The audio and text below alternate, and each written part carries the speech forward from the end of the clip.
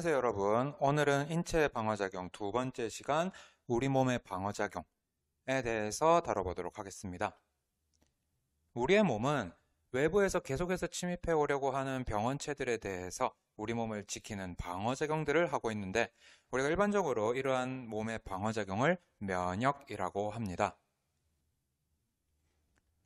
이 방어작용은 크게 두 가지로 나눠볼 수가 있어요. 비특이적 방어작용과 특이적 방어작용. 오늘은 비특이적 방어작용에 좀 더 중점을 둬서 설명을 하겠고 특이적 방어작용에 관여하는 개념 몇 가지만 소개를 좀 한 다음 마치도록 하겠습니다. 비특이적 방어작용은 다시 또 두 가지 정도로 나눠볼 수가 있겠는데 병원체들이 들어오지 못하도록 막는 외부 방어벽, 병원체들이 들어왔을 때 이들을 처리하는 내부 방어로 크게 두 가지로 나눠볼 수가 있습니다. 특이적 방어작용은 세포성 면역과 체액성 면역으로 나눠볼 수가 있어요.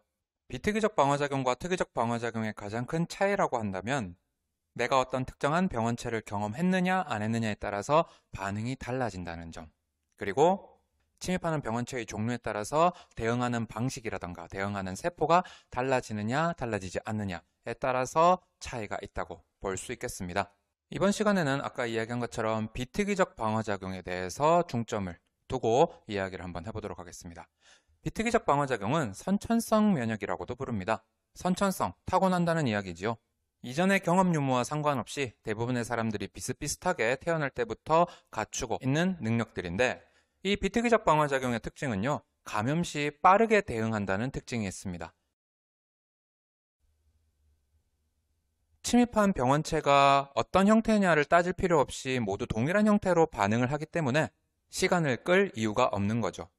대표적인 비특이적 방어작용으로는 피부와 점막, 각종 분비액들, 위산, 섬모, 그리고 그림에 나와 있진 않지만 백혈구에 의한 식균 작용까지 예를 들어 볼 수가 있겠습니다. 비특이적 방어작용 첫 번째, 피부입니다. 이 피부는 병원체 침입을 물리적으로 차단하는 장벽의 역할을 수행합니다. 단순히 벽의 역할만 하는 것이 아니라 이 피부에서는 우리가 흔히 개기름이라고 부르는 기름 성분이랑 땀 같은 것들이 분비가 되잖아요. 그 물질들은 기본적으로 산성 성분을 띠고 있기 때문에 세균들은 이 산성 성분 하에서 활동을 제대로 할 수 없다고 합니다.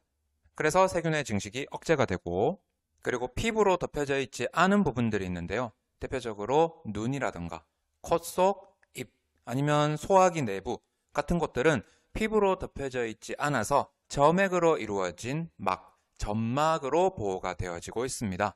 흔히 콧물과 같은 끈적끈적한 물질을 점액이라고 부르잖아요. 그 점액은 외부에서 들어오는 이물질, 병원체 같은 것들을 붙잡아 놓는 역할을 합니다. 그리고 붙잡고만 있는 것이 아니라 이것들을 내보내야 되겠죠. 기관지 내부에는 섬모라고 하는 털과 같은, 털은 아니지만 털처럼 생긴 털과 같은 구조물이 있는데 이 구조가 계속해서 꼼지락꼼지락 움직이면서 이물질과 점액을 우리 목 위쪽으로 계속해서 올려보내게 됩니다.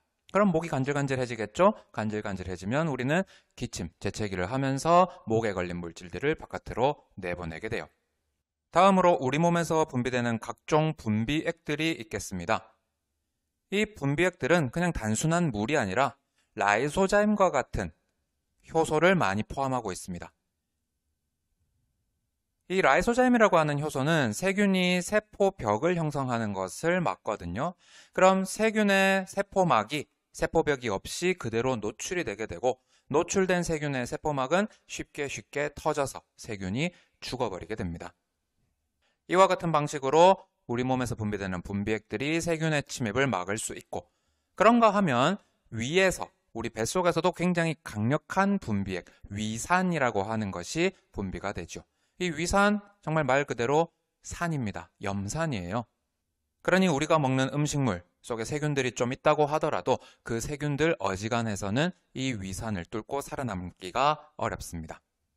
자, 이렇게 내가 외부에서 열심히 침입자가 못 들어오도록 막았습니다. 하지만 그래도 병원체들이 내 몸을 뚫고 들어오는 경우가 있거든요. 그러면 몸 내부에서 일어나는 반응들, 대표적으로 식균작용, 식세포작용이라고도 하는데 백혈구에 의해서 이루어지는 반응입니다. 백혈구도 종류가 여러 가지예요. 뒤에서 나올 림프구도 있고 한데 식균작용을 하는 가장 대표적인 세포는 대식세포입니다. 말 그대로 대식가 세포예요. 많이 잡아먹는다는 뜻이죠. 그리고 이러한 대식세포에 의한 식균작용이 더 잘 일어날 수 있도록 우리 몸에서는 염증 반응이라는 것도 일어나게 돼요. 병원체가 피부나 점막을 뚫고서 우리 몸속에 침입했을 때 일어나는 현상인데 대표적으로 열이라던가 부어오름, 붉어짐, 통증 같은 현상들이 나타나게 됩니다. 그럼 우리가 가장 일상적으로 겪을 수 있는 염증 반응이 뭐냐? 열도 나고 부어오르고 붉어지고 통증 혹은 가려움이 느껴진다? 바로 모기 물렸을 때. 모기 물렸을 때 우리가 겪는 현상들도 일종의 염증 반응으로 볼 수가 있겠습니다.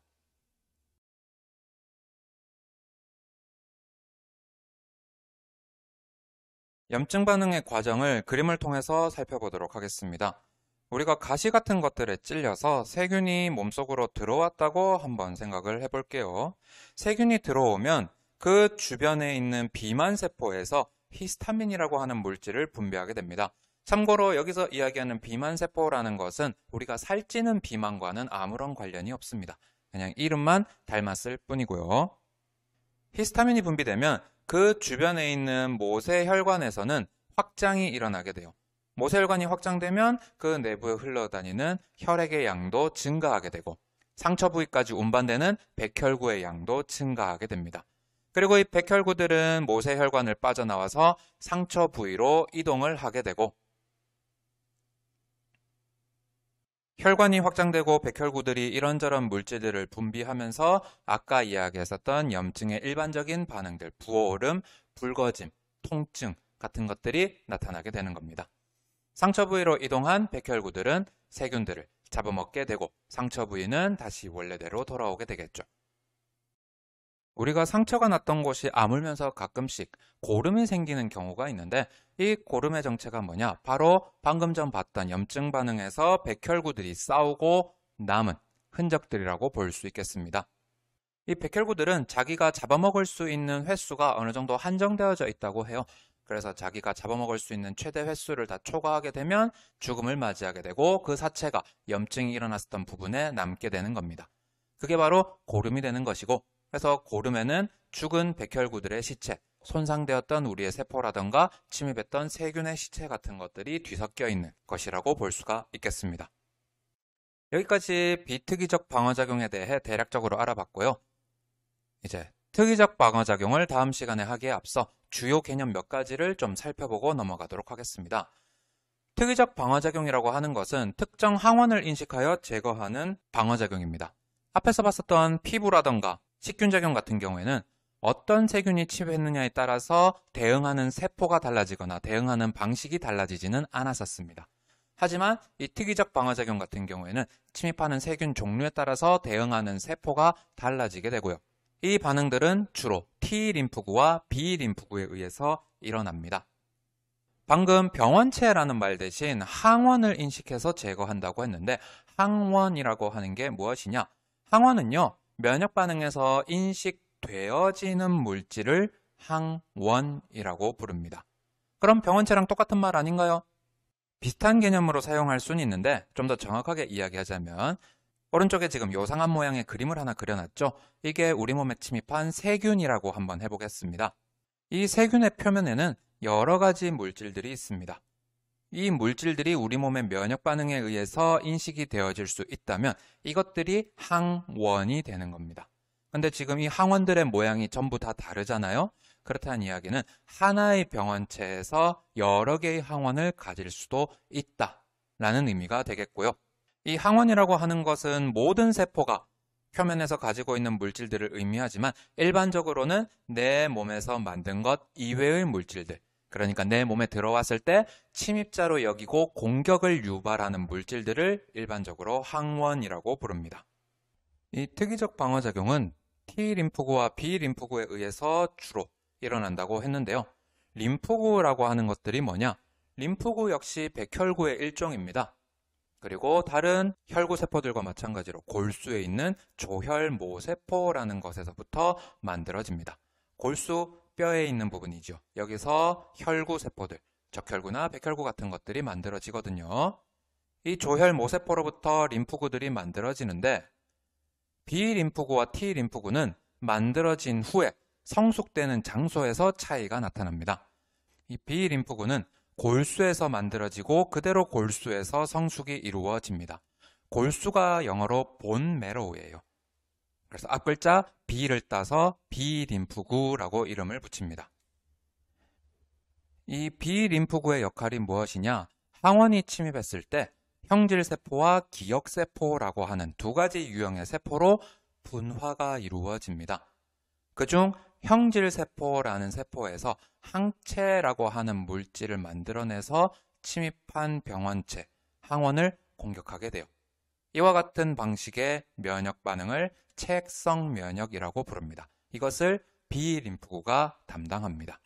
그리고 함께 형성된 기억세포는 똑같은 항원, 똑같은 병원체가 한 번 더 침입했을 때 더 빠르고 강력하게 대응할 수 있도록 하는 2차 면역 반응에 관여하게 됩니다.